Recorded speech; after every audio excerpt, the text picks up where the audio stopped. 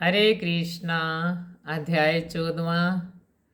आज गोवर्धन पूजा की आप सबको हार्दिक शुभकामनाएं। भगवान गोवर्धन जी की कृपा आपके ऊपर बनी रहे, इसी मंगल कामना के साथ आज मैं 14वें अध्याय की कथा सुनाने जा रही हूँ।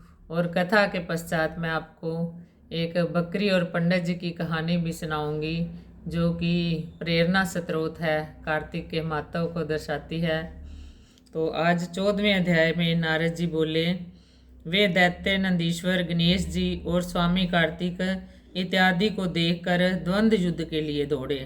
काल नेमी नंदी के शुंभ गणेश जी के निशुंभ स्वामी कार्तिक के पास कवच धारण करके युद्ध के लिए शीघ्र गए। निशुंभ ने स्वामी कार्तिक के मोर के हृदय में बाण मारे। कार्तिकेय शक्ति को उठाना ही चाहते थे कि निशुंभ ने अपनी शक्ति से उनकी शक्ति को काट दिया। नंदीश्वर ने शस्त्रों बाणों से कालनेमी को मारकर 7 बाणों से घोड़ा, धनुष और सारथी काट दिया। कालनेमी ने क्रोध करके नंदी के धनुष को काट दिया। उस बलि ने कालनेमी की छाती में त्रिशूल मारा। शूल से उसका हृदय फट गया, घोड़े मर गए और सारथी मारा गया। ऐसे कालनेमी ने पर्वत खंडों से नंदीश्वर को गिरा दिया। इसके बाद शुंभ रथ में बैठकर, गणेश जी मूषक पर बैठकर दोनों आपस में बाणों से लड़ने लगे। तब गणेश जी ने एक बाण शुंभ के हृदय में मारा और 3 बाण सारथी के हृदय में मारकर पृथ्वी पर गिरा दिया। फिर शुंभ ने कुपित होकर मूषक और गणेश जी के बाण मारे तथा मेघ की तरह गरजने लगा।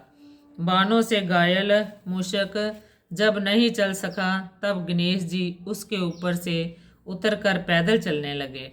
फिर गणेश जी ने परसा मारकर शुंभ को पृथ्वी पर गिरा दिया। आप मूषक पर बैठ गए। कालनेमी और निशुंभ दोनों बाणों से गणेश जी को मारने लगे, जैसे कोई मनुष्य अंश से हाथी को मारे। तब महाबली वीरभद्र गणेश जी को पीड़ित देखकर करोड़ों भूतों तथा कुष्मांड, भैरव, बेताल, योगी, योगनीगण और पिशाच सहित दौड़ कर आए। फिर किलकिल शब्द और सिंह की गर्जना से पूर्ण पृथ्वी कांपने लगी। भूत दौड़कर दैत्य को खाते और संग्राम में उछलते कूदते थे। नंदीश्वर और स्वामी कार्तिक सावधानी से संग्राम में बाणों से दैत्य को मारने लगे। खिन भिन मरी तथा शिवजी के गणों से खाई हुई दैत्यों की सेना व्याकुल और उदास हो गई।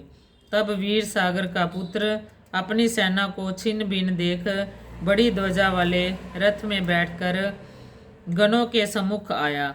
तब दोनों तरफ हाथी, रथ, घोड़ा, शंख, बैरी के शब्द और सिंह की सी गर्जना होने लगी। जलंधर के बाणों से पृथ्वी इस तरह ढक गई जैसे आकाश कोहरे से ढक जाता है। जलंधर ने 5 बाण गणेश जी के, 9 बाण नंदी के और 20 बाण वीरभद्र के मारे और मेघ की तरह गरजने लगा। तब कार्तिक ने एक दैत्य शक्ति के मारी, जिसके प्रहार से दैत्य का चित्त व्याकुल हो गया। फिर जलंधर ने क्रोध में आकर गदा लेकर स्वामी कार्तिक के मारी। गदा लगने से वे भूमि पर गिर पड़े। इसी तरह नंदी को भी पृथ्वी पर गिरा दिया। फिर गणेश जी ने क्रोध में अपने परसा से उसकी गदा काट दी। वीरभद्र ने 3 बाण दैत्य के मारे और 7 बाण से घोड़ा, ध्वजा, धनुष और शस्त्र काट दिए। फिर दैत्यराज ने क्रोध में भयंकर शक्ति से गणेश जी को गिरा दिया और दूसरे रथ में बैठकर वीरभद्र के पास धाया सूर्य के समान तेज वाले वे आपस में लड़ने लगे। वीरभद्र ने बाणों से उनके घोड़े गिरा दिए और धनुष काट दिया।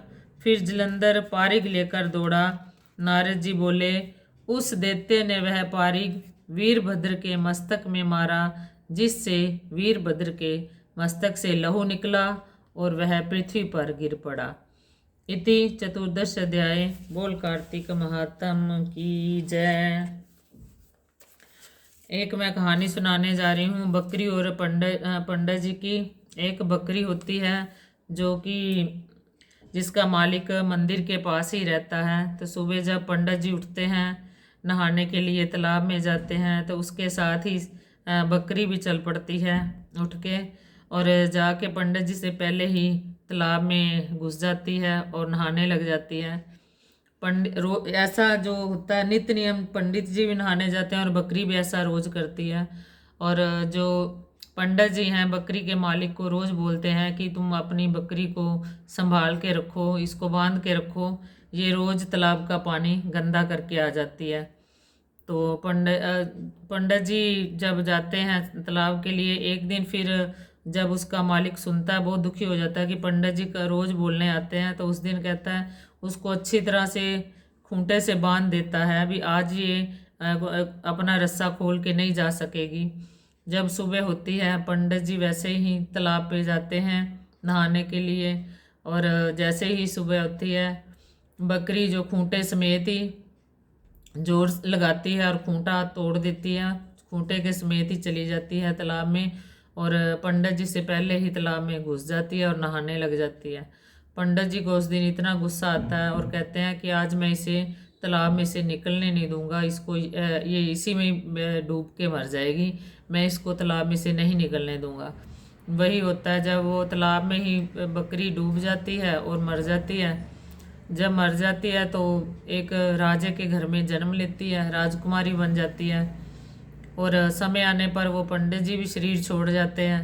जब शरीर छोड़ जाते हैं तो अगले जन्म में जो पंडित जी का जन्म होता है बहुत ही गरीब घर में होता है, दरिद्रता होती है उनके घर में, घर घर भिक्षा मांग के वो अपना गुजारा करते हैं। एक दिन ऐसे ही भिक्षा मांगते मांगते जो राजा था उसके महल के आगे से निकल रहा था पंडित जी, जो जिनका दूसरा जन्म हुआ था भिखारी के रूप में। जो राजकुमारी थी बकरी, जो राजकुमारी बनी हुई थी, वो ऊपर से देख ली थी। अब बकरी को भी अपना पिछला जन्म याद था और जो पंडित जी थे उनको भी याद था। बकरी अब ऊपर बैठी हुई है अपने महल के छज्जे के ऊपर, और पंडित जी नीचे भिक्षा लेने के लिए जा रहे हैं। तो पंडित जी ने जब ऊपर राजकुमारी को देखा, जो बकरी थी पिछले जन्म में, और पंडित जी कहने लगे बकरियाँ नहीं बकरिए तो कैसा किता स्नान, पूरा कद तक नहा के छज्जे ऊपर विराजमान। उधर से बकरी भी बोलती है पंडित ओ पंडित ना कर प्राय निंद, पूरा कद तक नहा के घर घर भिक्षा मांग। और ये जब दोनों की आपस में वैसे वार्ता होती है तो जो राजा होता है वो सुन रहा होता है, वो कहता है भी तुम क्या आपस में बोल रहे हो। तो वो फिर राजकुमारी जो होती है वो पूरी कहानी बताती है कि ऐसे ऐसे में आया, पिछले जन्म में बकरी थी और ये जो भिक्षा मांगने के लिए आए हुए हैं ये पंडित जी थे, हम दोनों ही ऐसे ऐसे कद तक नहाने जाते थे, तो ऐसे पंडित जी ने मुझे एक दिन तालाब में ही निकाला नहीं बाहर, और पंडित जी रोज मुझे मना करते थे कार्तिक नहाने से। ऐसे अब इनका जो जन्म है, मेरा जन्म राजा के घर में हुआ, इसका जन्म भिखारियों के घर में हुआ जहाँ पे दरिद्रता है।